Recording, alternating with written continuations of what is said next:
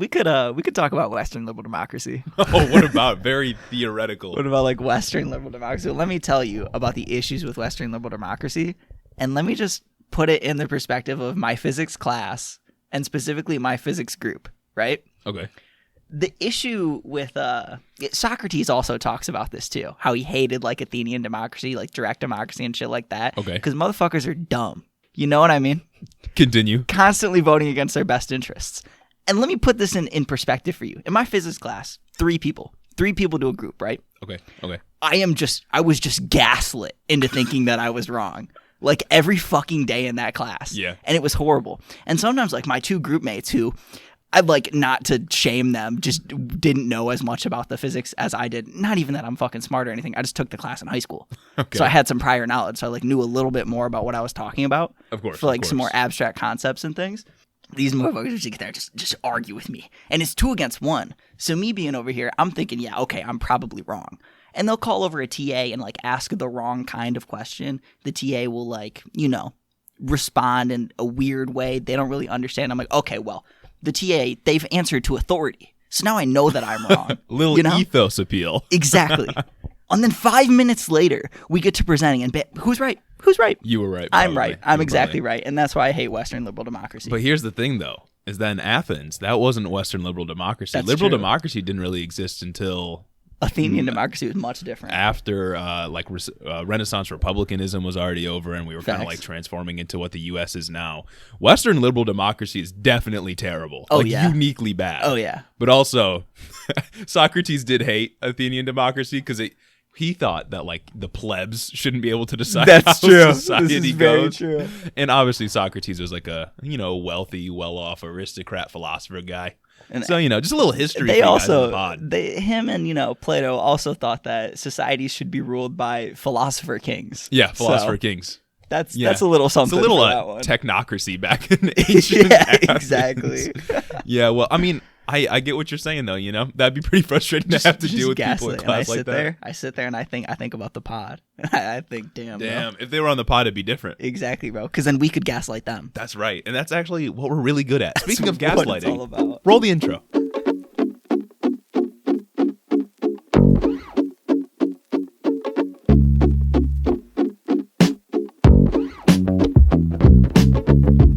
Welcome back to Head in the Office, everybody. I hope you're having a good week, and I hope you're ready to listen to this big episode we got planned. Yeah, super huge episode. I guess to sum it up, the theme for today is things we really already knew, but with numbers. That's right. Yeah. That is actually exactly right.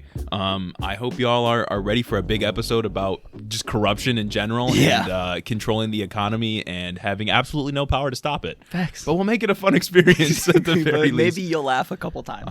But before we get started, I do have a review to read off, and I didn't include it in the show notes because okay. I wanted you to just You wanted me to experience it blind. Okay, all right. So here we I'm go. ready. It's kind of a big one from All right. someone named Starfolk. Cool. They say, I'm a college... Actually, hold on. Subject Okay. line, nuanced, intelligent, humorous, and candid commentators doing a great job. No way. I promise. No way. And then it gets cut off at the end here, but I have most of it in front of me. They say, I'm a college sophomore, and these guys are absolutely worth your time. Wow. I listen while I work my 9 to 5 in a warehouse, and I catch myself laughing out loud at all the humor these guys Dang. throw around. Dang. They have great chemistry and do a great job with communicating context in rich, nuance, and complex ideas. That's crazy, bro. Not only do they give you a great idea of their individual character, but they give you the feeling that you're in there in whatever basement they record in. I hope you guys make it big and get a studio. And they're doing a phenomenal job with the tools they're given. And then it gets cut off at the end here, but it basically says, become a patron, subscribe to the YouTube, check out the my TikTok, gosh. etc. That's so heartfelt. Yeah, so that's so sweet. yeah, I know, I'm gonna cry. Literally, bro. No, dude says their individual character, bro. What do you think of my individual character? It doesn't exist for me, dog. Out here's John Cox and balls. Just showing a gas Reconciling station with these penis nuts. pills. Hey, bro. We appreciate you, Starfolk. We really do. Yeah, that's an excellent review. We really appreciate it. Do everything Starfolk just said if you're listening to the Exactly. pod. Check out the YouTube, subscribe, become a patron. You already know. Rate 5 stars. You already Don't know the forget. gist. You already know the gist. Thank you so much for that awesome review. Yeah, that's great. If you want to have your review read, leave it on Apple. We'll get to Exactly. it. We'll get to it next week. We will. All right, let's get right into the news then.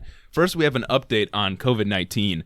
Not a very good one, but one nonetheless. Yeah. a few weeks ago, or maybe it was not, maybe it was just over a week ago, I don't know. But we hit, the United States hit 700,000 deaths from COVID-19. Jesus Christ. And the numbers continue to climb. In fact, if you look at the graphs on Google that are provided by, I think, Johns Hopkins University, whoever's collecting Mayo the data. Clinic, Johns Hopkins. Yeah. We're currently in another case and death peak. Wow. But it looks like it's going down. So I guess that's generally good. We also, I haven't fucking heard about that. Right. You know? Right. It's not a thing that's really being publicized widely. And like, you know how back when Joe Biden was running, conservatives are like, when he gets elected, everyone's going to stop talking about COVID? Yeah, They were kind of right. Low-key. Low-key. And we shouldn't have stopped talking about gotta COVID. hit the nail. We haven't stopped talking about COVID. Yeah. But the liberal media has for obvious reasons. Even though we're in another case and death peak, one which is not as bad as the previous one, but is on par with the first one. Yeah. So it's like, why? When what's everything this about? shut down. Which is impressive because like people have been vaccinated. Oh, yeah. A lot of people, I mean, obviously not enough, but a lot of people have been vaccinated. So you would think that it would be hard to reach these kinds of numbers, especially like Florida and Texas. Jesus Christ, yeah. And it also just proves that Delta is really just ravaging everything. Yeah. And how much we do need these vaccines. Yeah. Because without the vaccines, I don't even know what these numbers would be. I don't know, like, how many people would have died so far. It's kind of crazy. And yeah, the liberal media not talking about this shit. Conservative media obviously isn't. There's a very low bar for them as well. Hopefully we can get through this section without YouTube saying, sorry, you can't post Oh this. my fucking this God. Last time we talked about COVID, like 2 or 3 weeks ago, YouTube said, sorry, you can't post this on YouTube. It's like spreading vaccine conspiracy or something. Literally didn't say anything controversial. Even though we literally were like, get your vaccine. Whatever. Oh my God. Whatever. So amidst this new case and death peak, the Department of Health and Human Services, or HHS, is working on getting everyone vaccinated still, and they've rolled out a new set of advertising that is very edgy. Okay. Maybe we'll drop it into the video right here. But it is it's pretty pretty dark. It's definitely something. It's pretty dark. It's definitely something. Yeah. Let's roll it. Been in the hospital for 76 days now. And by the grace of God, I'm still here. It was a lot of dark times then. I died 3 times. They gave me a 5% chance of living. I got COVID. I was intubated and in a coma for 11 days. 2 months ago, I contracted the Delta variant of COVID-19. I haven't been the same man since. I went from being a man who loved to play outside with his children and exercise to a man who barely has enough energy to make it through the day. The new ad campaign involves people detailing their near-death experiences with COVID, as you just heard. One guy's talking about dying 3 times, and he was given a 5% chance of living. Been in the hospital for 72 days? Yeah, one lady said she was in a coma for 11 days. One guy talked about how he's just like tired all the time and never wants to do anything now. Like, and it also specifies that each of the people weren't vaccinated at the time of infection, and the Health and Human Services, or HHS, says that none of them are actors; they're all testimonials. Yeah. So I wonder if this is going to be like an effective strategy. I don't know. I really don't know. It's just so edgy and so out there. It doesn't feel real. Mm-mm. You know, like it kind of looks real. Like the images are there, the aesthetic, I guess, is there, but it just doesn't feel like a real thing that the government would come out with. Yeah, and the videos that we just played on the pod, they are clips from CNN, and those are only like 3 different clips. There's a bunch of them out there, and I'm guessing they're going to keep making more of them. I'm just wondering, like, they've tried all kinds of advertising before. If telling people that you're going to die is like going to be any better than what they've already said in the past. And I don't know, I feel like this has got the potential to just be worse and have worse effects, because you're going to have conservatives outraged, talk about fear-mongering, ironically. Right. Funny enough. Ironically talking about fear-mongering, but like, oh, fuck, it's just, that's so fucked. The thing is that the people that they're trying to convince to get vaccinated don't care if they die from COVID. No, literally, they would die to own the libs. Yeah, they want the freedom to die from COVID. Yeah. Like, I don't think telling them that you're going to die is going to work. Bro said, give me liberty and give me death. Yeah. So maybe that's the title of the pod. Oh, shucks. But on a related note to COVID, I wanted to address this one talking point that I've seen floating around that I don't think we've ever talked about on the pod. Okay. And that's this idea that usually conservative commentators are saying that if you support the vaccine, you also support Big Pharma. No. As a way to try to frame leftists that are advocating for vaccination as hypocrites for hating capitalism but also supporting vaccination. Yeah. What do you think about that? I feel like it's a self-report. Why is that? Because the criticism against the vaccines, like, it absolutely can be levied at Big Pharma for the like IP related things, Oh, not yeah. distributing it Yeah. globally. Also, the U.S. government for not just releasing them. But they're criticizing the science behind the vaccines. Yeah. And we're like, no, the science is actually there. Right. You know what I mean? We're Yeah. not criticizing the distribution. Well, I mean, the distribution has been shoddy here and there. Like, there are things to criticize about that. Yeah. But broadly, like, with this, the science is sound. Yeah. And conservatives are just saying no. Without knowing anything. Yeah, come on now. Like, and let me tell you why you're actually dumb if you think this talking Yeah. point is real. The vaccines have been demonstrably proven to be safe and reduce symptomatic COVID-19. And don't you dare bring up VAERS. Yeah, don't you? I could go enter 1,000 entries into VAERS right now. I could do it. I could have been doing it this whole time. Yeah, and in no way are we saying that because vaccines have been preventing death and hospitalization. In no way is that an endorsement of the capitalist system that created them. Yeah. Like, to be clear, mRNA technology was a publicly funded technology. Oh, like all drug Yeah. technologies, Yeah. they all started. Or as like publicly all funded technology in research. general. GPS technology was Yeah. created through public funding. The internet. Yeah, public funding. And like most of the big leaps, big technological advances come from publicly funded programs. Funnily enough, with the internet, it's public funding and the porn industry Yeah, that drove the creation of the internet. yeah. It's just things conservatives hate. Exactly. So I better not see any Christians using the internet anymore. Now Facts, now yeah. that we here on Head in the That's Office have sacrilege. exposed them. But yeah, like we are now endorsing the mechanisms of capitalism that went through the processes to create the vaccines. But we know that the vaccines are effective, and if we could have it our way, the system would be nationalized. Exactly. Come on, Pfizer wouldn't be private. Yeah, We no. wouldn't have to worry about any of this. We wouldn't have to worry about Joe Manchin's daughter Yeah. driving up the price of an EpiPen for nothing. And I think the larger critique this brings us to is that as like leftists, as people who are anti-capitalist, we don't really have a choice. Yeah. Like we can't say, oh, we're going to take the vaccine that was made from like a socialized program. That's not an option. It's just not a thing. I mean, it is an option because it was made from a socialized program. Well, exactly. But you still have to support the capitalist structure Right. that they're shoving it into. Right. We can't choose a vaccine. We can't choose like a mom and pop's vaccine. Like that's not an option. That does not exist. You can absolutely celebrate the science of the Right. vaccine and the science of drugs without supporting Big Pharma and what they do. Yeah. So us saying like we support Pfizer's vaccine or go take your Pfizer or Moderna or whatever vaccine, that is not us saying like Pfizer's a good company. They're all awful. They're horrible. Like the people at the top of these corporations are demons. Yeah. And they treat their workers terribly. And they aren't scientists. No, they're not. They're not. Come on now. Like when we are commending the progress that has been made through the vaccination campaign from companies like Pfizer, Moderna, whatever else, we are commending the grueling work that scientists have put Yes, in all throughout the past few years. RNA scientists, Exactly. all the NIH funding Yeah. that goes to fund every drug, Yeah. not even just the vaccine. I think it's like 90% of drugs are built off of NIH funding.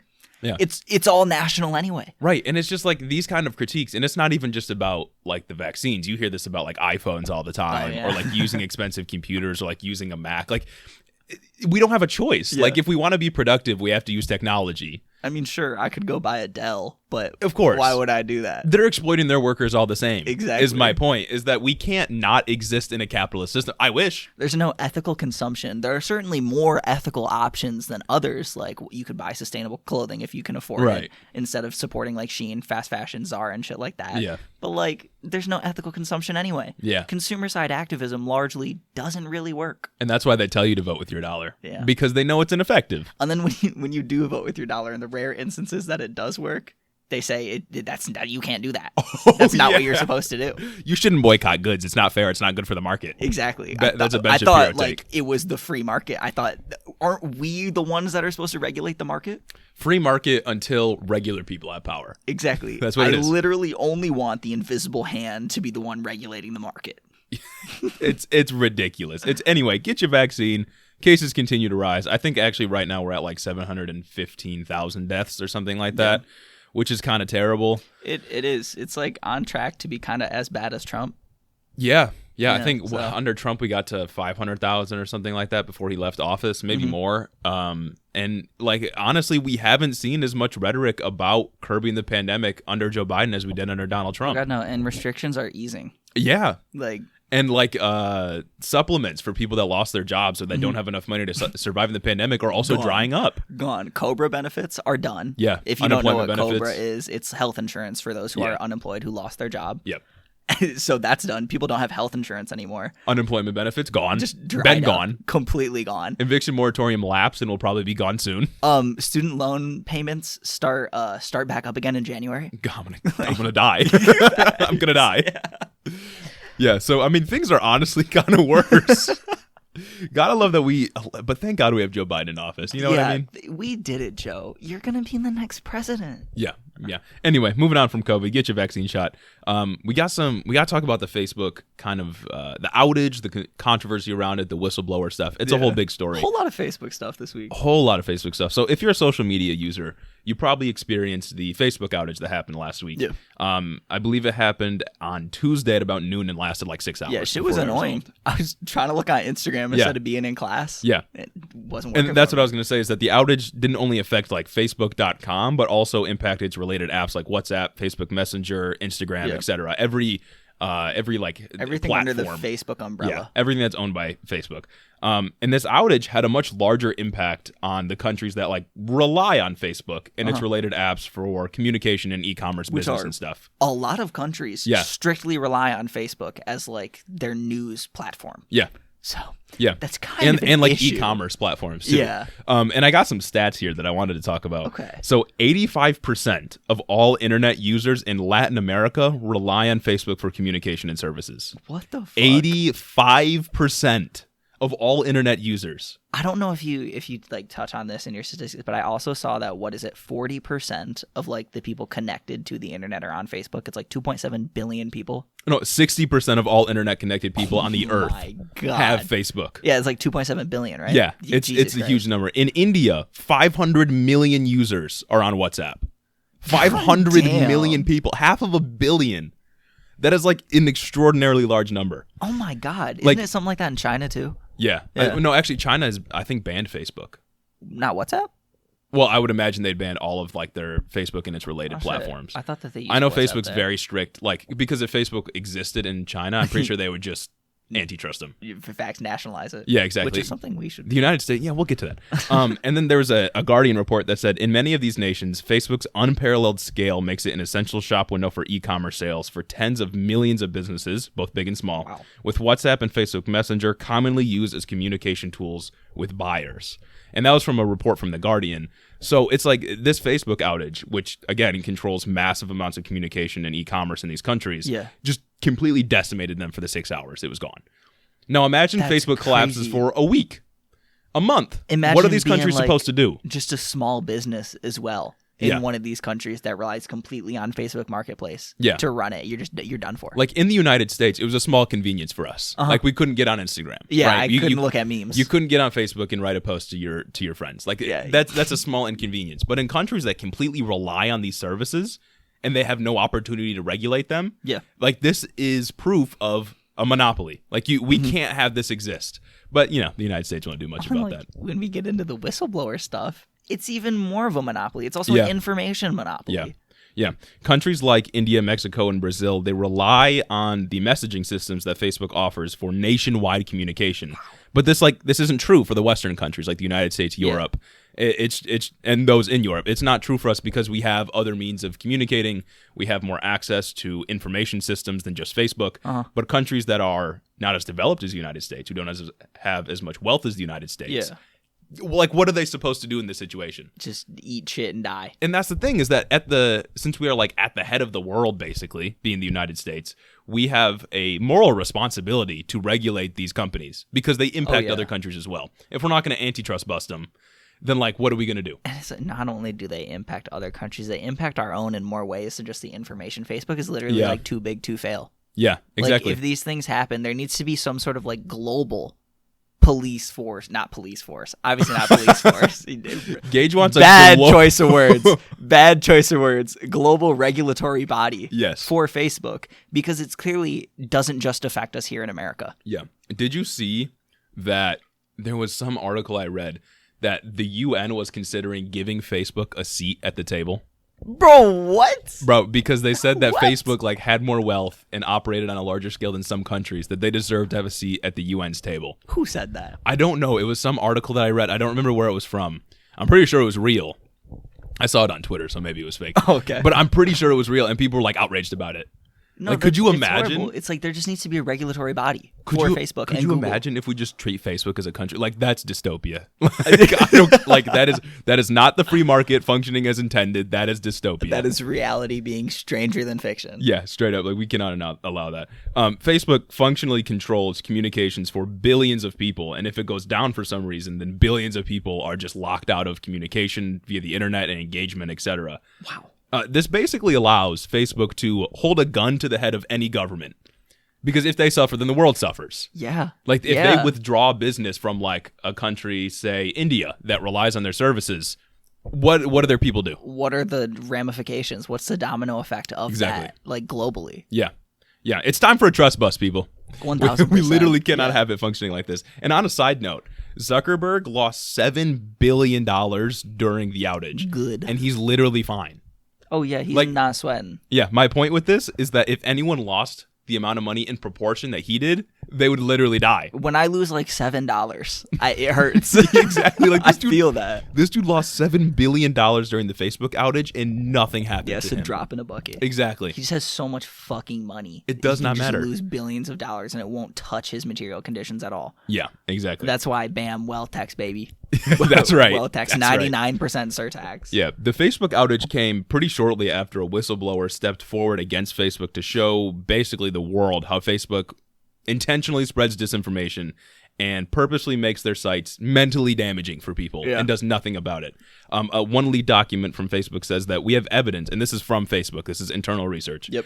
We have evidence from a variety of sources that hate speech, divisive political speech, and misinformation on Facebook and the family of apps are affecting societies around the world. Didn't she say that Facebook, like through its own internal reporting, found that they account for like 1% of hate crimes and violence or some shit? Like That's insane. globally. That's a lot. I think it was more than one.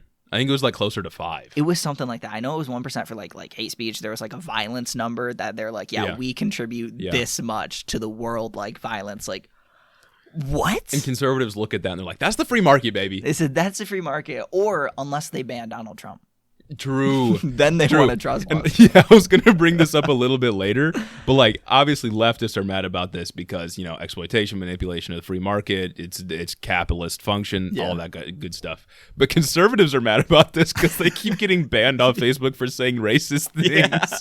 And they're like, big tech's got it out for us. Yeah, your Ted uncle's Cruz mad specifically. that he can't drop the N-word on the Exactly. timeline and be okay. Exactly. The whistleblower appeared on 60 Minutes recently, basically gave an exclusive interview and explained how she began working at Facebook in 2019 and how Facebook's algorithm allows for all kinds of terrible things. Yeah. Her name is Frances Haugen. I think I'm saying that right. And she said that Facebook is constantly confronted with decisions that either would be better for profit or better for the public, and Facebook consistently chooses profit every single time. When you have a situation like that, maybe it is just time to nationalize. Exactly. It is literally just time to nationalize that company. It's the same with Amazon, by the way.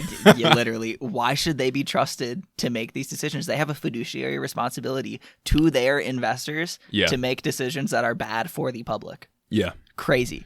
Yeah. Actual dystopia. And because there's no real incentive for them to prioritize the safety of the public, they're going to choose profit every time. 1000%. What motivation do they have to choose protecting regular people? I know, if and they it's can like- make an actual infinite amount of money. And they're also just old enough. They're just old enough Yep. so they'll never have to face the consequences. Yep.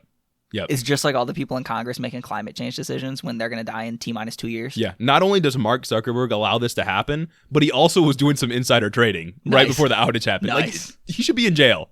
Like 1000%. realistically, he should be in jail. One quote from the whistleblower goes as follows. One of the consequences of how Facebook is picking out that content today is that it's optimizing for content that gets engagement, a reaction. But its own research is showing that content that is hateful, divisive, that is polarizing, it's easier to inspire people to anger than it is to other emotions. If they change the algorithm to be safer, people are going to spend less time on the site, they'll click on less ads, and they'll make less money. This is coming from someone that I don't know how high up she was, but she obviously had access to a lot of information because she leaked a bunch of documents. I mean, it's just what we said. Facebook is consistently choosing to, one, make things worse for like democracy or just like public safety in general because they make money off of it. That's all it is. Companies shouldn't be trusted with those decisions. I'm sorry. Our public servants can't even be trusted with those decisions half the time. Joe Manchin, case in point. Like, yeah. And like Facebook earns money by keeping people on their sites, which means they have to show them content that pushes them to farther extremes. Oh yeah, and it works, bro. And it's always right extremists. Yeah. And like it never pushes people to the left.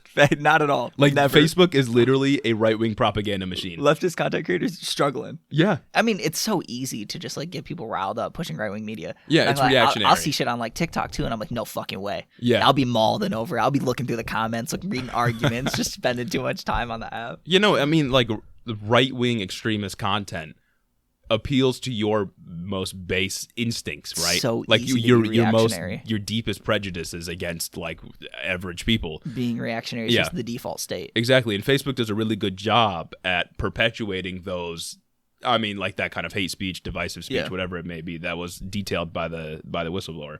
And clips from like Fox News, Ben Shapiro, Steven Crowder consistently go viral on Facebook. And Oh they're my usually in God, like yeah. the top 10 most engaged posts. It's like like every week. They do more numbers on Facebook than they do on YouTube, don't they? Yeah. And YouTube is also just another apparatus of right-wing extremism. Yeah.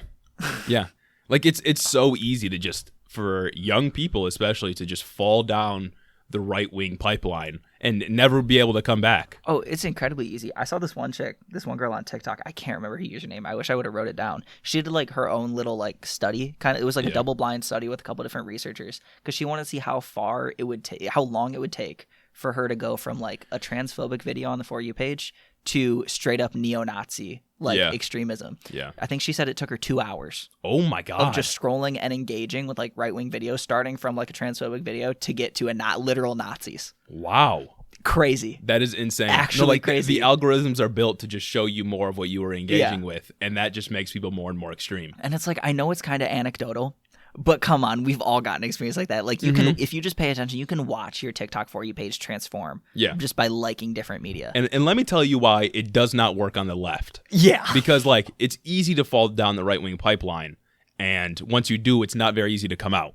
Yeah. But even if, let's say theoretically, the For You page or Facebook's algorithm, whatever, is consistently showing you left-wing ideas, there's nothing in the real world or in our, the articles that we read, the TV shows we watch, etc. There's nothing in the real world that reinforces those ideas. Oh God, no. We are surrounded by capitalism. We are surrounded by politicians that function on the behest of capitalism. Yes. Nothing in the real world actually reinforces true leftist ideas. There's liberal ideas, but liberalism in and of itself Controlled reinforces opposition. capitalism. Yeah. It's controlled opposition, exactly. Like a lot of that opposition you see between liberals and conservatives is just manufactured. It's there to make you think that you have choice within the two-party system when you don't, because we have two conservative parties. In our society, it is much harder to consistently be on the left, a socialist, communist, whatever you want to call yourself, than it is to be a reactionary right-winger or in the center. To consume left-wing media, you have to consistently fight against biases that have been ingrained in you since birth. Purposefully, by the way, by design. You have to just fight back against indoctrination.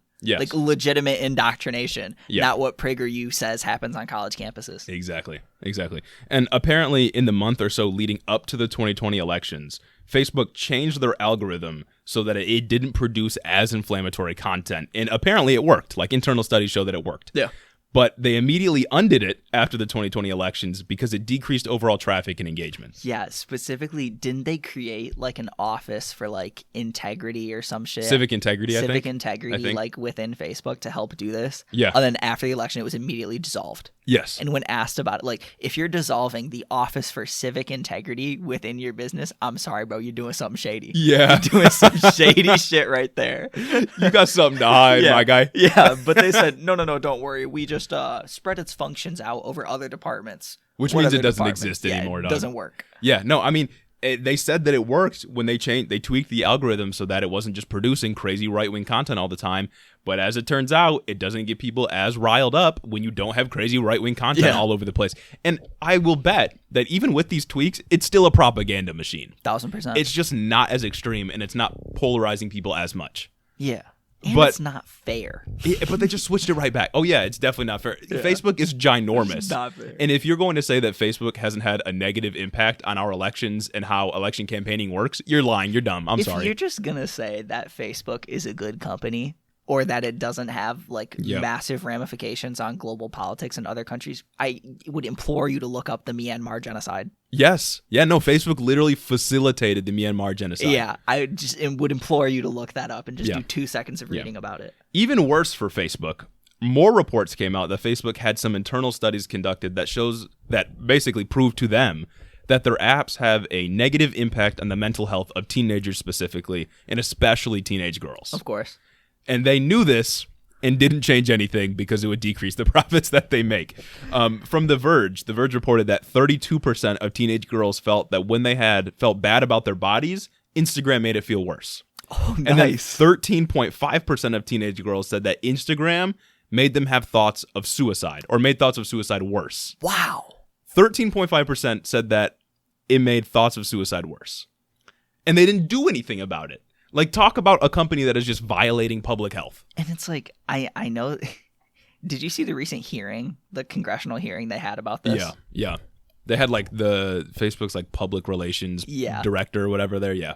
The people in Congress know absolutely nothing about this fucking Senator issue. Blumenthal. I'm sure you know the clip I'm talking about. Yeah. Will you commit to abolishing Finsta? Will you commit to ending Finsta? Senator, again, let me explain. We don't actually do Finsta. Will you commit to abolishing Finsta? And then the person from Facebook says, like, "Sir, we don't know what that," or like, Sir, that's not what we Finsta's do. Not like a separate thing. Yeah. A Finsta is a slang term for like a second account. It's an alternate account. Yeah. What I'm hearing is that you're dodging the question. You won't commit to abolishing Finsta. The worst part is too, that dude's a Democrat. That dude is a Democrat. Senator clueless. Blumenthal is a Democrat. I don't remember where he's from, but yeah, all these people are ancient. The people that are trying to regulate these massive tech companies are ancient. That's why these tech companies can basically get away and dodge the U.S. government because nobody knows how to regulate them. They don't know how to open their downloads folder. No. No. Like, did you see how bad a lot of these like boomer politicians struggled once they had to use Zoom for meetings? Oh my God, yeah. And Because it's if like, they step in a room with someone, they would literally die from COVID immediately. Yes. Like, dude, even before that, what were the Facebook hearings from like a couple years back? Those were also horrible. yeah, with Mark Zuckerberg testifying. They literally just do not know what questions to ask. Yeah. They don't know how to critically engage with these issues. Yeah, And that's even, a problem. Even like the younger people being elected to the Senate or the House, wherever these hearings are happening, they're not really doing much to like regulate it either. Oh, not at And all. I think at this point, because conservatives keep getting banned for being racist, and like left-leaning people start recognizing that like there needs to be a trust bust, there may be some small things that happen, but ultimately they're still going to operate off the idea that unless it's hurting the consumer, then it doesn't matter. Yeah. Because And that is the idea that our government has operated on when it comes to monopolies since like 1990. Yeah, and as we all know, they will not recognize implicit harm done to the consumer. Right. It is only straight up like, are you beating the shit out of your customers? Right. Then we'll bust you. Right. I think as a consumer, it's pretty harmful to me to see my, I don't know, government being stormed Yes. because a rally was organized on Facebook's like group chats or whatever they use. It's pretty harmful for me to see people that I know, people that I've been surrounded with, just fall into radicalization, alt-right Yeah. radicalization because of Facebook memes. Yeah. And like Mark Zuckerberg has said when he was testifying to Congress that he thinks like it is his moral responsibility to give people a platform to speak on or to like award people with free speech. And it's like, dog, you're an individual. Shut the fuck up. You're a private company. Right. You do not get to regulate people's rights.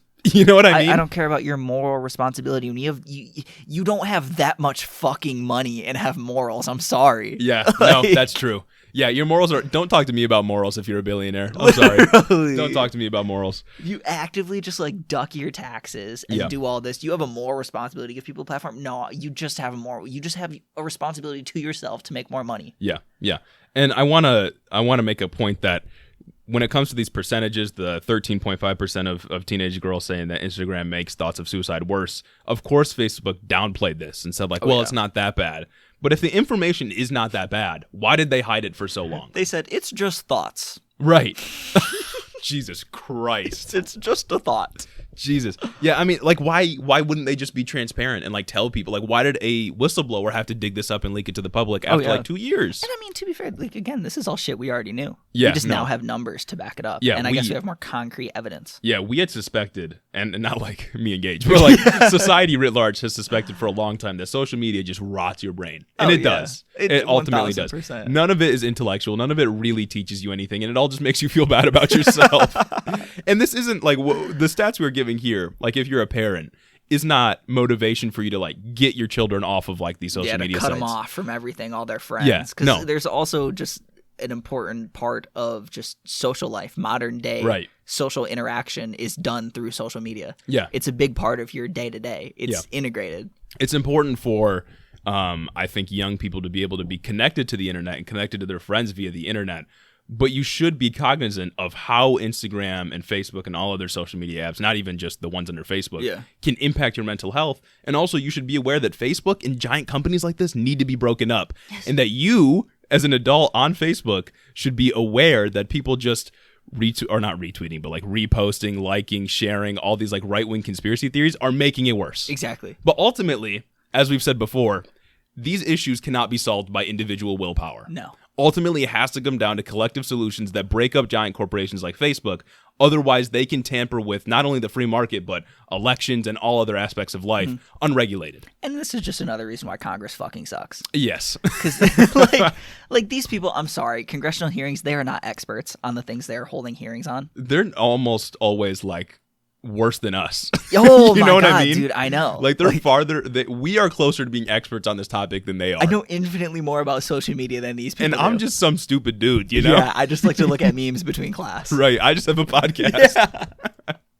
Facebook, as well as just about every other company, does not care about keeping people safe. They only ever care about profit. Like I said before, they have no real incentive to stop groups like QAnon from organizing on their platform. Oh, God, no. Or groups that, plan to storm the Capitol on January 6th. It's profitable for them. Or just literal hate groups. Yeah, no, it is profitable for them. The Facebook higher-ups have denied all of these claims, of course, but naturally they recognize that there is money to be made when it comes to organizing hate groups, and they allow it to happen. They do nothing to root it out. I mean, they're demons. They're demons. Oh yeah. They're demons. I saw this clip of one Facebook executive. I don't know if it was on the 60 Minutes interview or not, but the Facebook executive said that if research had identified an exact solution to these complex challenges, society would have solved them long ago. Fuck you. Literally die. Like, bro, suck my dick. The like amount of nerve you have to tell me that we don't know what the solution is. We know what the solution is. You need to be broken up. Yeah, it's like, sure, we don't know what a solution is to these problems writ large, but we know what we can do about you. Exactly. Yeah, exactly. We can take away all of your power in the free market. Oh yeah. God, like imagine the nerve you have to tell us that, like, well, if we knew a solution, we would have utilized it already. Like, die. If we knew a solution to these teenage girls wanting to kill themselves, we'd stop it. It's just stop pushing this content to them. Yeah, exactly. Stop pushing all this, like, oh God, I don't even know how to describe it. Like, body dysmorphia related content to a bunch of young women. Yeah. Stop pushing these women with stop pushing unrealistic Western beauty standards onto young girls. Yep. Like, it's not hard. And they're like, we are not the most creative people in the world, but there is so much that Facebook could do to regulate its apps to not perpetuate mass mental health crises. Yeah. Like, there are people within Facebook that I'm sure are much more creative than we are and could come up with much better solutions that I bet they just completely ignore. Yeah, the Facebook engineers, much smarter than I am. Right. Much more technical. They know what they're doing. Would much rather them use that for good. Yeah. Because they could. But I'm sorry, but they could. This is, I don't know how many times we have to tell you people this 14 episodes so far. Yeah. This is a feature of capitalism. Like, this is not a fluke. This is by design. This is what it's supposed to do. Because it's profitable and because our government works on the behest of capitalism, they get to do whatever they want, and us individuals just get to deal with it. Just gotta take that shit on the chinny, bruv. Exactly. That's literally it. This kind of leads me into, like, the next big topic for the week, the Pandora Papers. Yep. And I felt like what you said about that guy, like, hey, bro, if we would have known the solutions a while ago, we did, but it's profitable right now. I find it funny because, well, let me just run down the Pandora Papers real quick. So the quick, like, it goes like this. Basically, some people leaked financial records from 14 different offshore like tax havens, and they reveal that over 330 current and former world leaders are doing shady shit with their money. Wow. I'm What surprised. a revelation. I'm so surprised that like the Prime Minister of the Czech Republic has properties in LA. Wow. Oh my God. Wow, what a Who would've huge guessed? revelation. Who would have fucking Who would have guessed? Like 13 pods ago. Exactly. You know? Fucking exactly, dude. It's like, if you don't know this shit, you're not paying attention. Yeah. You know how much of a trope it is in media for people to hide their money in like offshore bank accounts and Yeah. stuff like that, and just to have like hidden properties? Wasn't there like a whole controversy during the 2020 elections about Donald Trump doing that very thing? Yeah. There's always Like controversy Swiss bank about accounts. it. That's the trope. Yeah. That's the cliche. The, Swiss bank accounts. Deutsche Bank. Yeah. And like shit like that. Mhm. No, dude, I feel like it's not that controversial of a thing. And this is besides the fact It that should be though. it should be, yes. That this information has been leaked like twice before already with Yeah. the Paradise Papers in 2016 and the Panama Papers in 2017. Oh Yeah. no, I'm sorry. Flip that around. Paradise 2017, Panama 2016. But what fucking came out of that? Yeah. Literally nothing. No Yeah. effective change has been made about that. And broadly, like, when we want to talk about whistleblowers like this, let's look at Edward Snowden. Yeah. That was probably the biggest whistleblower in American history. And he wasn't even blowing the whistle on like capitalists necessarily. It was he the government. Security concerns. NSA literally spying on you, literally taking all of your phone records, all that shit. Yeah. And there was massive public outrage. And he was treated as a traitor to the nation. He's a hero. Yeah. Edward Snowden is a hero. Yeah. Like, Bro's got to hide in Russia right now. yes, he's been hiding in Russia since like what, 2008? Something like that. I Yeah. don't know exactly when he did the thing. It but, may, like, it may have been later than 2008, but he's been hiding out for a while because he leaked all of those NSA like secret documents Yeah. or whatever. it's like, Yeah. nothing fucking came of it. Nope. There have been things like within like the tech world itself, like people focusing more on like data encryption, Yeah. but that's not policy. Yeah. That's not policy. No policy changes have happened. The NSA has just got more secretive about how they spy on you. Yeah. And that's because Democrats and Republicans both work to perpetuate capitalism. So even when they are confronted with stuff like this, where it's like mass corruption, Yes. all done by super wealthy people, they do nothing to regulate it. Because also, that would mean they would have to regulate themselves in many cases. Oh, yeah. Because the same people that have big offshore bank accounts elsewhere in the world are probably also politicians within our own ranks. They are. I mean, the funniest thing about these like Pandora Papers is that no U.S. politicians and no U.S. like CEOs, there were no Bezoses and Musks like in the leak. Interesting. Which is like, I mean, I fucking guess. This, I know this that is they, one leak, though. This is one leak. It was the biggest leak, like with regards to offshore bank accounts. But also, our tax code is so lax that they don't need to. Yeah. Oh. They can just do whatever they want here. They don't They need have a offshore functional bank accounts. tax rate of 0. Let's be real. Bezos claims That's a good point. $100,000 when he was the Amazon CEO. He claimed $100,000 as his Yeah. income, as his salary, being the Amazon CEO. Yeah. We know he has more. He than got a child tax $100,000. credit. He got a fucking child tax credit. Uh-huh. All most American entrepreneurs and like politicians and shit, their money is tied with an assets tied to their business. Yeah. Like, for example, Nancy Pelosi. Yes. You make, as speaker, probably about $200,000 a year, maybe a little bit more. Mm-hmm. Her net worth is like $4 million. Oh yeah. Kirsten Sinema. Yeah. Her net worth grew from $35,000 to over $1 million. Or even our own senator, Gary Peters, has Oh, a yeah. massive net worth. That's facts. Like, he's a Democrat, one that I voted for in the 20 because I yes. wasn't going to get John James for God, my no, senator. dude, that guy sucks. But like these like senators, politicians, anyone really in the federal government or even state governments have massive amounts of money because they are able to regulate the market as they see fit Yeah. on the behest of capitalism and profit off of it. Which brings You don't me- make that much money being a politician, by the way. Fuck no. You shouldn't make that much money being a politician. You serve me. Yeah, exactly. Like I Exactly. don't make that much money. Why should you? Yeah. Yep. Come on, Ridiculous. Now. It brings me to like the larger point because like the coverage on these have been really weird. You know what I mean? Yeah. Like I've seen some people be like, "This is fucking huge. This is huge news," and then I've watched it fizzle out over the week Mm-hmm. and get no coverage. Yep. Some people say that they want to censor the papers, and some people are saying that like, no, it's like it's a big thing. It's a really big thing. I don't know, dude.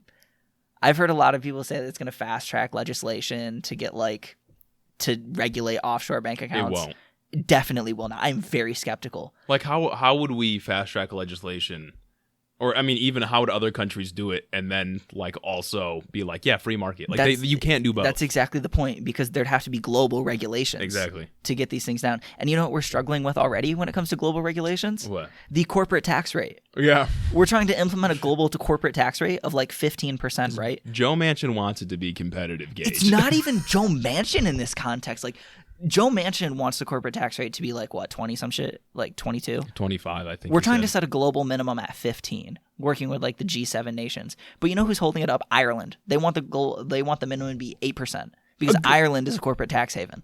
It's Ireland or Scotland, one of the two. Can't exactly remember. Sounds about right. Yeah, sounds about white. White. No, literally. Sounds Yeah. about white. Dude, it's fucking dumb. We can't even get a global corporate tax rate in there. And that's not even going to like do much. Yeah. At 15%, you think we're going to stop offshore bank accounts anytime soon? That's crumbs, baby. That's crazy. We can't even get shit fixed in our own nation. Yeah. We can't even have a tax code that would force CEOs and politicians to go offshore when it's not in a criminal investigation. Exactly. Because that's like the only time you see people go offshore is when they're just trying to hide their assets. Yeah. Our country's infrastructure is in a state of disrepair. People do not have access to proper medical care. Young people are drowning in student debt. We can't do anything to reform the police state we have in this country. Like, what makes you think that we can do anything on a global scale to reform capitalism, quote unquote? Yes, I'm sorry, but I just feel like there are more important issues right now. This is just confirming what we already know. Yeah. But there are just more important things we need to be focusing on, i.e. budget reconciliation. Focus on what we can do, yeah. Exactly. Getting free healthcare. Pushing Medicare for all. Yep. Like, so many more things we can do. They're going to be doing this shit anyway. It's going to be a long time before we get rid of offshore bank accounts. And maybe that's doomer of me. Obviously, I don't fucking support them. Yeah. But, Why would you? Exactly. Let's be realistic here. Yeah. I mean, that is a good point, that because, I mean, these offshore bank accounts have existed forever. Yeah. Or at least people using them have.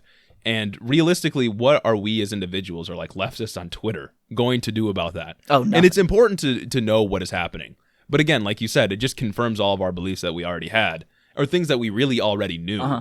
And if we really want to focus on any amount of reform under capitalism or change that will help people, we got to focus on what we can actually do. Yes. And that is like, pulling up on Kirsten Sinema in a bathroom and telling her to vote for the reconciliation bill. Pulling up to Joe Manchin's houseboat in some kayaks. Exactly. Honestly, on the point of like Kirsten Sinema, that's just what happens if you're a senator. You know what I mean? Oh, Like yeah, I think Chapo Trap House made this point. Okay. But like this is completely not on topic of offshore bank accounts. Okay. But Kirsten Sinema got pulled up on a bathroom, or inside of a bathroom, by some activists that were like, yelling "You at need to her. vote for the reconciliation package." Honestly, I think you should just get pulled up on at any point. Like, the public should have unfettered access to you as a senator. Your door should always be open to your Yeah. office, always unlocked. Yeah, no like pretend open door policy, Yeah. but that shit's gonna be actualized. No, facts. And it's like, I kind of get it, like running up on the bathroom as kind of like, just wait outside. Oh yeah, just wait outside Just wait with the outside cameras right in your bathroom. face. Not Facts. the cameras Like, right in your oh face. shit, what's going on? Just flashing like some paparazzi. Yeah. Exactly. You should be under a constant state of threat from the public Yes. if you are a Yes. senator. No. That's the price to pay. Sorry. True. Come on, you wanted this. You wanted all that power. Yeah, you didn't wanted the attention, Cinema. Facts. No, but back on topic. I Sorry, guess. sorry. No problem. Back to my point about like how we can't even instill like a simple thing like a global minimum corporate tax rate. Yeah. How are we supposed to tackle offshore bank accounts? Like, if we look at how these things work and just like offshore hiding of assets, one way that it happens is some countries don't require you to disclose beneficiaries of assets. So the beneficiary of a building who's profiting off of a Yeah. building who owns a building. So like building A would have a beneficiary that owns building B, and it's just a constant like little like cascade Ugh. of just hidden owners hidden behind a bunch of fucking documents. Like, it's such a complex thing to tackle. Let's focus on getting free healthcare. Yeah, please, for the love of God. Something that's actually gonna help our material conditions, like the material conditions of the working class. And that's taxing like the people here. Yeah. Figuring out how to do that. And then we'll worry about the offshore bank accounts in like a little bit. We'll get there. We'll Maybe get not in there our when we lifetime. get there. But at some Probably point, not in our society will progress lifetime. to the point where it gets maybe. I fucking hope. Maybe. I fucking hope. Maybe. But I guess my last thing about the Panama Papers is, interestingly enough, probably the funniest thing to come out of this whole thing is that apparently South Dakota is a major tax haven, like for the world. Why? South Dakota. What do they have there? Nothing. That's probably the point. Corn? Yeah, exactly. That's probably the point. What? How? I don't know. I don't know the details of it, but it's like South Dakota, Alaska, and Delaware are a couple like tax havens. Joe Biden's hometown of Delaware? Whoa, wait a minute there. Joe Biden. Exactly. And like some other niche conservative states.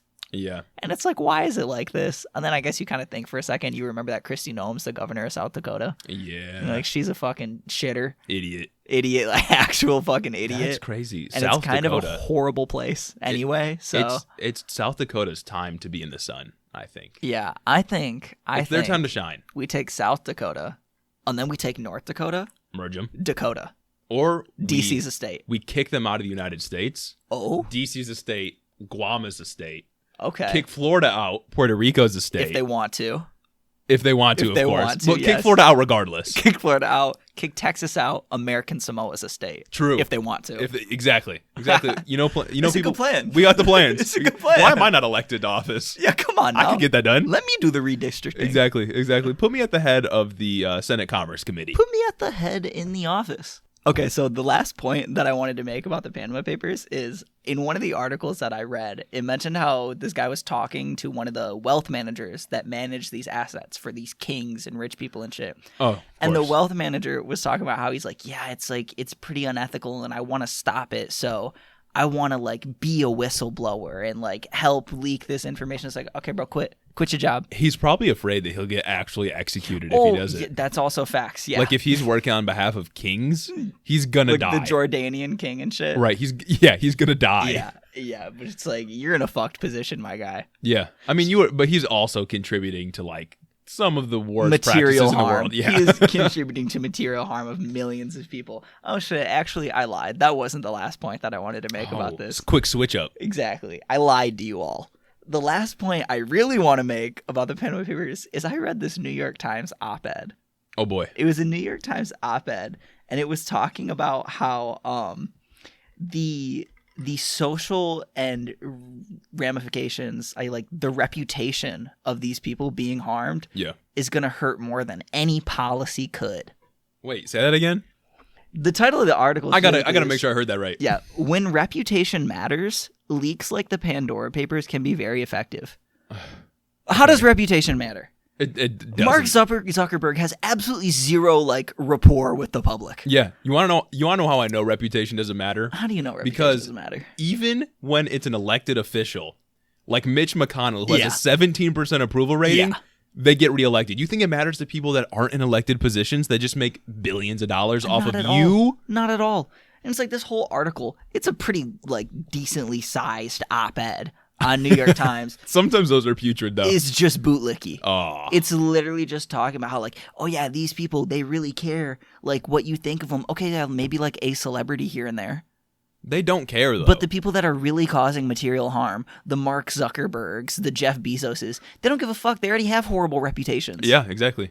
They don't need PR anything. They don't Everybody care. hates them. You think they care? Not at all, bro. They have too much money to care. People literally think Mark Zuckerberg is a lizard person. If I had billions of dollars, I wouldn't care. Yeah, no. What are you gonna do? Fuck you. Here's 100. You can't touch me. Not at all. That is such a dumb talking point. Their reputation matters. Yeah, they don't guys. care about their reputation. No. That's just a liberal talking point. It's really People stupid. act as if your reputation tanking is going to do anything to change the material conditions you're exposed to. Yeah. Mark Zuckerberg would be fine. Oh yeah, 1000%. Wasn't there a thing that came out recently about Bill Gates being buddy with Jeffrey Epstein? What's happened with that? Nobody cares. What's happened with anyone who was buddy with Yeah. Jeffrey Epstein Yeah. except his mistress or girlfriend or some shit? Yeah. That's it. Ghislaine Maxwell, yeah. That's it. What about Donald Trump being photographed with Jeffrey Epstein? Nobody cares about What that. about the Clintons? Nobody cares. Hillary Clinton. Yeah. Come on. War criminal Hillary Clinton. Reputation does not matter. The Clintons, it's a well-known fact. The Clintons know something like 200 people who have quote unquote killed themselves Yeah. with 2 shots to the back of the head. Yeah, no, it does. The reputation of these people doesn't. You can expose them for anything, literally anything, and it doesn't change anything because they have an enormous amount of wealth to either cover it up or they'll be fine. The only thing that matters is how much fucking money you have, and you can literally get away with anything. Mm-hmm. The law only applies to poor people. It's cancel culture. Like Yeah. this article is giving cancel culture, you know? Yeah. Yeah. Like that's saying like, what if we canceled Bill Clinton for his relationship with Jeffrey Epstein? Yeah. Like what do you think that's going to do? Like What if he has we- infinitely more power and money than a regular person does. Guys, what if we canceled Hillary Clinton for Benghazi? Oh, We've dang. tried. We've tried.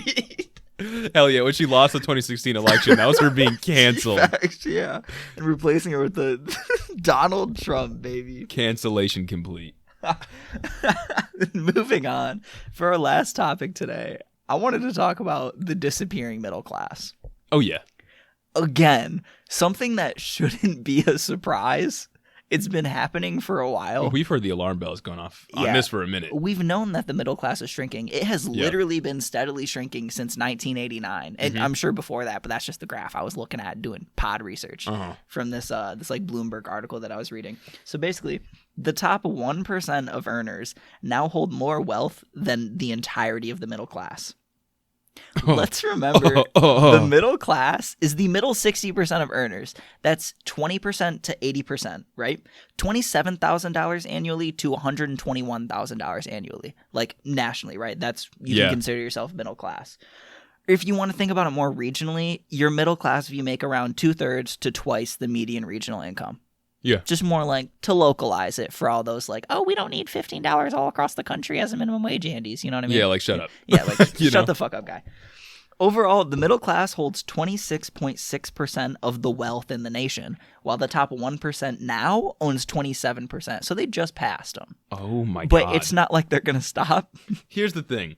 Is like if you're hearing these numbers and it doesn't mean much to you, the middle 60%, millions and millions and millions of people, 77 million families. millions of people hold about the same amount of wealth as the top 1% of people. Yeah. Like 77 million families, of which like many of us are a part of, hold the same amount of wealth as, As I don't how much is- 1.5 million families. Exactly. Like what? Crazy, right? That is crazy. Actually crazy, right? And so that leaves 53.6% of the nation's total wealth to the top 60 to 99%, which make around 121K to 500K, and the bottom 20% that make 0 to 21K. But if we want to break that down even further, if we include the top 1% in the top 20%, the top 20% owns 70% of the wealth. Mm-hmm. If- 80%. If you make between $101,000 and I guess infinity money, because Yeah. we have an infinite growth system. Yeah. You have an infinite money glitch system. You own 70% of the nation's wealth. Yeah. That leaves 30% for the bottom 80, Mhm. which we know 20 to 80 own 27%. That leaves, or 26.6, that leaves 3.4% of the nation's wealth to the bottom 20% of people. Yeah. Yeah. And it like I said, a lot of like imagining what these numbers look like is very difficult because we're talking about numbers in the billions. We're talking Like, about abstract percentages and things right. like that. It's very hard for the human brain to imagine anything in the billions or even anything in the millions. Oh, really. yeah. Like it's unimaginable. Like it's Yeah. unfathomable. You just can't do it. But the bottom 20% of people are scraping for basically dust. Oh yeah, they're battling fighting for it. for nothing. They have to fight amongst each other Yeah. to get anything, Yeah. any leg up. Yeah, and you couple this with basically the non-existent access to upward social mobility, and you just realize that if you're stuck in the bottom 20%, if you're born into it, you don't have much chance of ever getting out. Oh no, not at all, because you are literally fighting for 3.6% of the wealth. Yeah. What the fuck are you gonna do? Yeah, and all of the people at the bottom are working for wages. Yes. Wages that aren't increasing and haven't since 2009. And let's keep in mind that 54% of families in America still live paycheck Yeah. to paycheck. Yep. Crazy, right? More than half. 54% still live paycheck to paycheck. Fun fact, the bottom 50% of earners in total. I don't know exactly like what income you're at 50%. It's probably like 64,000 is the median income. Somewhere in there. It's something 70, around there. something like that. If you make less than that, in total, everybody, 50%, the bottom 50%, I don't know how I can put it in just more explicit terms, own 15 times less wealth than the top 1%. That is insane. Right. And it's like, I don't know how else to put it other than it's a product of the system. It's supposed to work this way. Oh, yeah. Wealth And, is supposed to consolidate into the top. The people that already have all the wealth just keep getting more and more. Yes. And to put that into more concrete terms, the top 10% of households own 90% of the stock market, Yeah. which was attributed as the largest factor in increasing a family's wealth. Oh my God. Yeah. Do you remember when Donald Trump during the debates was like, most people have stock in the stock market? God. Literally no. Fucking literally no. Unless you're talking about your 401k, which like isn't a thing you can control. You can actively like do much about. Right. Except just put the maximum in that you can. Like there's nothing. Yeah, most people don't. And we talked about this last week on the episode. But like for most people, the stock market or the quote unquote free market is inaccessible. Oh yeah. And that is by design. The free market under liberal democracy is constructed to protect the propertied, people who already own everything, and keep you as powerless as possible. Yeah. And like there is no, like, you know, we talk about democracy all the time and how important democracy is to our country. There's no democracy in the economy. Not at all. And you would think that the economy is the most important place to have democracy. If you think democracy is core to our political systems, then wouldn't it make sense that that same philosophy is transcribed or applied to our economy as well? Especially when the economy and our economic system affects you more, has Yes. more of a like stranglehold on your material conditions, like in the short term, than policy does. Yeah, absolutely. And also, by the way, like, and we're talking we're even talking right now in liberal democratic terms because the political life, the political sphere is inherently tied to the economic sphere. Oh, yeah. Political economy. The American body politic is capitalist. Yes. Like, Yeah. Like even we are falling victim to the trap to separate politics from the economy. It is inexplicably tied. yeah. The machinations of power in society are linked with that of the economy. You can't separate them. Like, And to come on. pretend like politics is a part of like some public sphere while the economy is some private sphere is ridiculous. It's all the same. Yeah, like the economy should be completely separate, completely deregulated. Policy shouldn't touch it. Shut the fuck up, libertarians. It's literally feudalism at that point. Honestly, like you dude. literally will just live as a serf on some lord's land Yes. if that's what you want, or like in someone's like Amazon building if you want to think of it like that. And it's like, come on, dude. The top 1%, the top 1.5 million families, their wealth just steadily growing Yeah. over the past 30 years, whereas the middle class is steadily declining. Yeah. What do you think that decline is? And I can tell you it's not because their stocks are going down, Yep. because they're not largely invested like the top 1% is, because like I said before, the stock market is pretty much guaranteed returns if you can afford to hold long enough. Yeah. And it's just owned by the wealthy. And if you're just diversified enough, it's Mm-hmm. literally just guaranteed terms. So where is that shrinkage of the middle class coming from? Mm-hmm. It's got to be wages. Yeah, and you also got to think that while the middle class is shrinking, GDP in the United States is exponentially increasing. Yeah. Or maybe not exponentially, but it's always increasing is my point. It's fucking increasing at a crazy rate. Yeah, always. We're at like, what is it, 22 billion? I think it's in Our the GDP is trillions. like I'm pretty trillion. Yeah, Yes, it 22 is trillion. 22 Or it trillion. might be, it's probably more than that, but the last number I saw was like 23 trillion dollars GDP. I think that's like 2019 Like, maybe. yeah, we create more and more wealth every single year, and somehow the majority of the country loses wealth. Yeah. Like, even if you just look at that, like, to make it as reductive as possible, more wealth coming into the country, but majority of the country losing wealth. Like, how does that add up? It Where's is it going? all funneled to the top. Yes. I encourage you all to look up like graphs on this to visualize it better, because we can't really do that on a podcast in audio form. format. Yeah, it's hard to do that. But if you look it up and you look at the images, like the actual images, the real representation when the graph is actually spaced correctly. Yeah. The wealthy 1% or even top 20%, like we talked about, has literally infinitely more wealth. Like they have Oh my God, infinite I know. access to wealth. Oh my God, I know. And I would encourage you, because a lot of graphs will try to trick you. Like Yeah. when they're comparing wealth like this, they'll put it on a logarithmic scale, because putting it on a log scale kind of linearizes the data. Yeah. Make sure that it's not a log scale, so that you can really see what's going on, and you can really see the enormous fucking gap Yeah. between the middle class and the top 1%. Yeah. How else would the middle class shrink? Yeah. Obviously, it's inflation fucking them over. It's the housing market fucking them over. Yeah, that's what I was It's about to say. food becoming stupid expensive right now. And also, keep in mind, this is data from 2021. Yeah. This just happened. So this includes unemployment.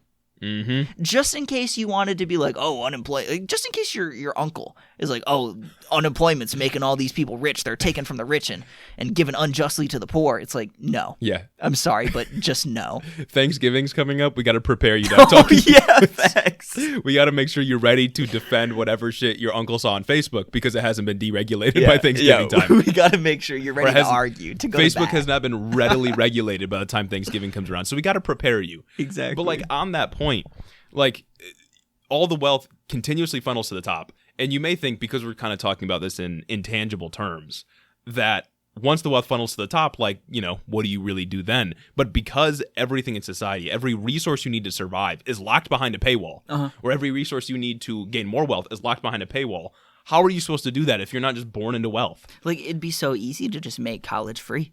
Yeah. And we literally, I say it every other fucking episode. College is it's the number one way to increase class mobility. It is. But it is locked behind a stupidly expensive paywall that just gets more and more expensive as wages decline, as wealth declines. Yeah. What's the deal? And you may think that like billionaires that sit at the top of these massive corporations are just like smarter than the average person. No, either they got there by luck or they were better schooled. Just nepotism. Yeah. Just fucking nepotism. Like they didn't get there through their own merits. They weren't some Yeah. genius that came up with a genius idea. They got there either through the massive wealth that their family already had, they had an amazing access to education, or they were appointed there by family members or friends, or a combination of the three. And then, once they got there, they lucked into some government contracts, into some publicly funded research, and then used that publicly funded research, tweaked it a little bit to create whatever they're creating. Yeah. Yeah. And It's all off the backs of the taxpayer, but the taxpayer sees none of it back. like, and I've said this before on the pod too. We treat our billionaires have more wealth now than kings had. Yes. Or than kings had back during the French Revolution. Oh, yeah. They have more wealth than billionaires had, or like the wealthy had back during the Gilded Age. Mm-hmm. Like things are worse now than really they ever have been In terms before, of and we wealth do inequality, nothing. It's horrible. Yeah. It's actually horrible. And like touching on just like the broader point of taxation, taxing the wealthy. I've seen people talking about like, oh, it's actually not fair. Dave Rubin. I've seen Dave Rubin talk about how like we need a flat tax. It's not fair that like rich people pay in proportion more to taxes than everybody else. And they pay so much. It's completely fair, one, because rich people are taking more out of the system, like implicitly, than anybody else. Yes. They are using the roads more. Capital owners are using public services more than anyone else. Mm-hmm.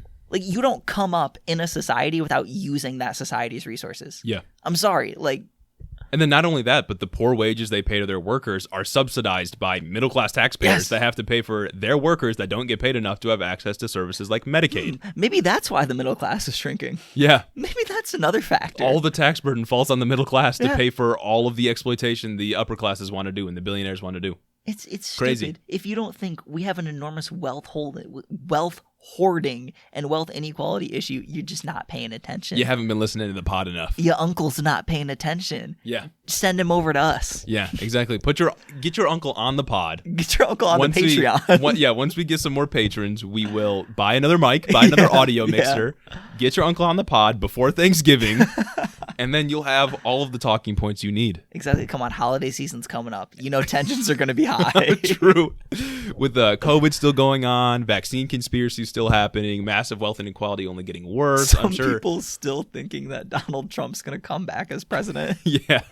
And I'm sure there's going to be more controversy before the holiday season is over. You know, you got to be there's gonna prepared. be- you know, especially like what they pushed budget reconciliation till December.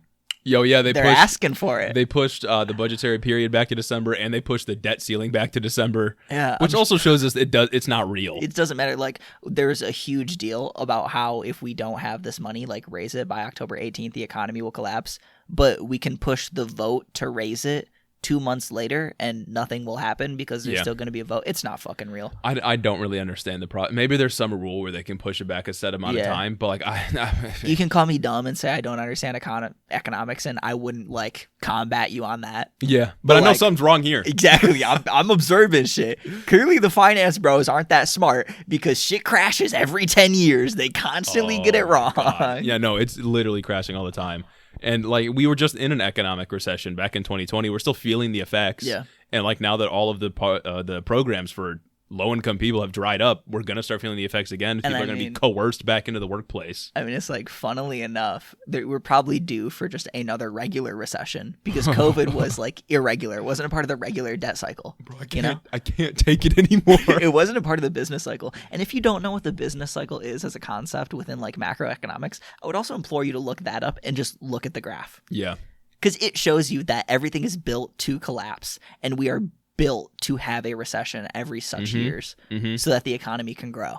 Yeah, and make note of who actually gets hurt during those crashes. Exactly. It's never the rich. In fact, I can't remember the exact number, but I know that billionaires profited during the pandemic while the middle class lost a massive amount of wealth. It was a transfer of, was it $1.3 trillion to the like world's billionaires? Yeah. And a loss of $1.1 trillion from like the world's working class, which is like they also gained $2.2 trillion out of nowhere there. Right. I wonder what that is. I wonder if that's also their capital snowballing. Because literally, if you have money, you can just have more money. Yeah. It's an actual infinite money glitch. Yeah.